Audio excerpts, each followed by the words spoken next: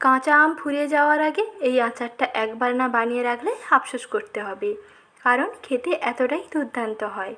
একবার বানিয়ে মাসের পর মাস সংরক্ষণ করতে পারেন। আর কেমন করে বানিয়েছি তার জন্য রেসিপিটি ঝটপট দেখে নিন। খেতে খুবই দুর্দান্ত হয়, মুখে দিলেই মিলিয়ে যাবে আর স্বাদ মনে থেকে যাবে আজীবন। নমস্কার বন্ধুরা, আমি সাথী কিচেনের আবারও এক নতুন রেসিপিতে আপনাদের সবাইকে স্বাগত জানাই। আজকের এই লোভনীয় আমের আচারের রেসিপি শেষ পর্যন্ত দেখে নেওয়ার অনুরোধ থাকলো। ভালো লেগে থাকলে লাইক করতে এবং বন্ধুদের মধ্যে শেয়ার করতে একেবারেই ভুলবেন না। তো আর দেরি না করে আসুন তবে দেখে নেওয়া যাক আজকের রেসিপি কেমন করে এই লোভনীয় আচারটা বানিয়েছি।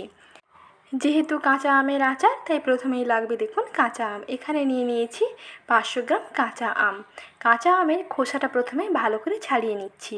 তার আগে আমটাকে ভালো করে ধুয়ে পরিষ্কার করে নিতে হবে। আমটা ধুয়ে খোসাটা ছাড়িয়ে নিয়েছি আর বীজটাকে ফেলে দিয়ে তারপরে আমের এই অংশগুলো কেটে নিচ্ছি। এই আচারটা বানাতে খোসা থাকলেও আচারটা ভালো লাগবে না, আর বীজটা যদি দেওয়া হয় অর্থাৎ আমের আঁটিটা থাকলেও আচারটা ভালো হবে না। আমের আঁটিটা ফেলে দিচ্ছি আর বাদবাকি এই অংশগুলো কেটে নিয়েছি। আমের এই অংশগুলোকে এখন সেদ্ধ করে নেব। আর সেদ্ধ করার সময় হাফ চামচ লবণ দিয়ে দিচ্ছি। এখানে 500 গ্রাম আম নিয়েছি। 500 গ্রাম আমের ক্ষেত্রে একটি চা চামচের হাফ চামচ লবণ দিলেই হবে। হাফ চামচ লবণ দিয়ে আমটাকে সেদ্ধ করে নিচ্ছি। মোটামুটি খুব ভালো করে সেদ্ধ করে নিতে হবে। সেদ্ধ করে আম থেকে জলটা ঝরিয়ে নিচ্ছি। আম থেকে জলটা ঝরিয়ে নিয়েছি। এখন দেখুন আমটা খুব সুন্দরভাবে সেদ্ধ হয়ে গেছে। এখন একটি চামচ দিয়ে এইরকম আমটাকে একটু ম্যাশ করে নিচ্ছি। কোনো ম্যাশার থাকলে ম্যাশার দিয়েও করে নিতে পারেন। মোটামুটি একটু আমটাকে এরকম মাখিয়ে নিতে হবে।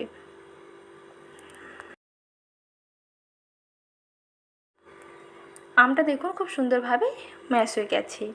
এখন আচার বানানোর প্রিপারেশানে চলে যাচ্ছি। আচারটা কেমন করে বানাচ্ছি চলুন দেখে নিন।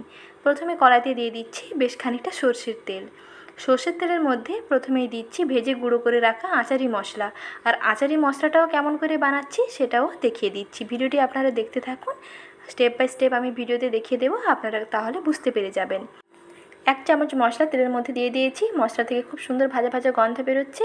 এখন দিয়ে দিলাম ম্যাশ করে রাখা আমটাকে দিয়ে এখন তেলের সঙ্গে কিছুক্ষণ কষাতে হবে। গ্যাসের আঁচটা একেবারে কমিয়ে রেখেছি। আমটা কষানো হচ্ছে আর এদিকে আমি মশলাটা দেখিয়ে দিচ্ছি। 1 টেবিল চামচ নিয়েছি মৌরি, আর নিয়েছি গোটা 5 ফোড়ন, গোটা জিরে ও গোটা ধনে। এগুলো হচ্ছে 1 চা চামচ করে। 1 টেবিল চামচ মৌরি নিতে হবে, 1 চা চামচ করে গোটা জিরে, গোটা 5 ফোড়ন ও গোটা ধনে ও 2টো শুকনো লঙ্কা। প্রথমে শুকনো কড়াইতে ভালো করে ভেজে নিতে হবে। কিছুক্ষণ ভেজে নেওয়ার পরে দেখবেন কালারটা খুব সুন্দরভাবে চেঞ্জ হয়ে যাবে এবং সুন্দর একটা ভাজা ভাজা গন্ধ বেরোবে। আচারি মশলা যখন ভাজবেন দেখবেন স্মেলটা কিন্তু খুবই সুন্দর আসবে। এখন মশলাটাকে ভালো করে ঠান্ডা করে নিয়ে তারপরে গুঁড়ো করে নিতে হবে। দেখুন মশলাটা একেবারে গুঁড়ো করে নিয়েছি। আচারি মশলা একেবারে রেডি হয়ে গেছে। এই মশলাটা দিয়ে আচার বানাতে হয়, তাহলে দেখবেন আচারের ফ্লেভারটা খুবই সুন্দর আসবে। তেলের মধ্যে ম্যাশ করে রাখা আমটাকে কিছুক্ষণ পর্যন্ত কষিয়ে নিয়েছি। আর আচারটা বানাবো গ্যাসের আঁচটা একেবারে কমিয়ে দিয়ে। তারপরে আবারও কিছুটা গুঁড়ো মশলা অ্যাড করে দিলাম। আচারি মশলা কিছুটা অ্যাড করে দিয়ে আবারও আমের সঙ্গে ভালো করে মিশিয়ে নিচ্ছি। মিশ্রণটা কিছুক্ষণ কষানো হয়ে গেলে তারপরে গুড় কিংবা চিনিটা অ্যাড করে দেবেন। তবে আমি বলবো এখানে গুড়টা দিয়ে বানালে বেশি ভালো হয়। আর এখানে 500 গ্রাম কাঁচা আম নিয়েছিলাম। 500 গ্রাম কাঁচা আমের ক্ষেত্রে এখানে 200 গ্রাম খেজুরের গুড় দিয়ে দিচ্ছি। আপনারা বেশি মিষ্টি চাইলে মিষ্টির পরিমাণটা আরও একটু বাড়িয়ে নিতে পারেন। গুড় দেওয়ার পরে মিশ্রণটা দেখবেন আগে থেকে একটু পাতলা হয়ে যাবে। তারপরে বেশ খানিকক্ষণ কষাতে হবে।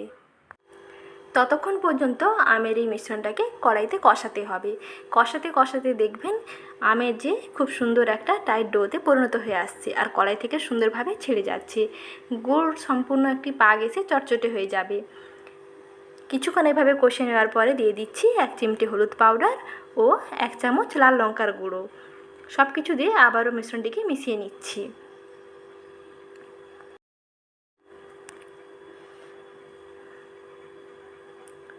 এই আচারটা কিছুক্ষণ পর্যন্ত এভাবে কষিয়ে নিচ্ছি। এখানে কিন্তু আর বেশি কিছু উপকরণ পড়বে না।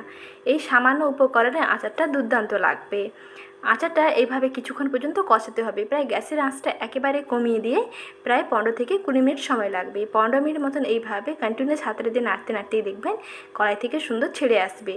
দেখুন আমের ডো একেবারে কড়াই থেকে ছেড়ে আসছে। আচার একেবারে রেডি হয়ে গেছে আর খুব চটচটে হয়েছে। হাতের মধ্যে কিছুটা অংশ নিয়ে একটু গোল পাকিয়ে দেখে নেবেন যে গোল হয়ে যাচ্ছে, তাহলেই বুঝতে পারবেন আচার একেবারে রেডি।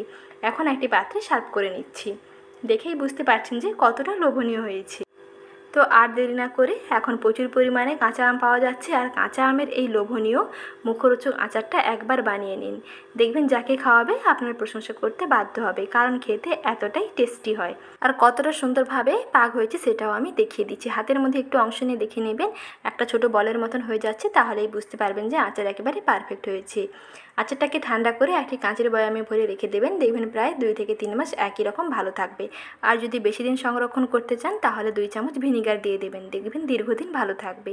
এই রকম প্রতিদিন নতুন নতুন রেসিপি পেতে চ্যানেলটিকে প্লিজ সাবস্ক্রাইব করে নিন। ভালো থাকবেন, দেখা হচ্ছে নেক্সট ভিডিওতে।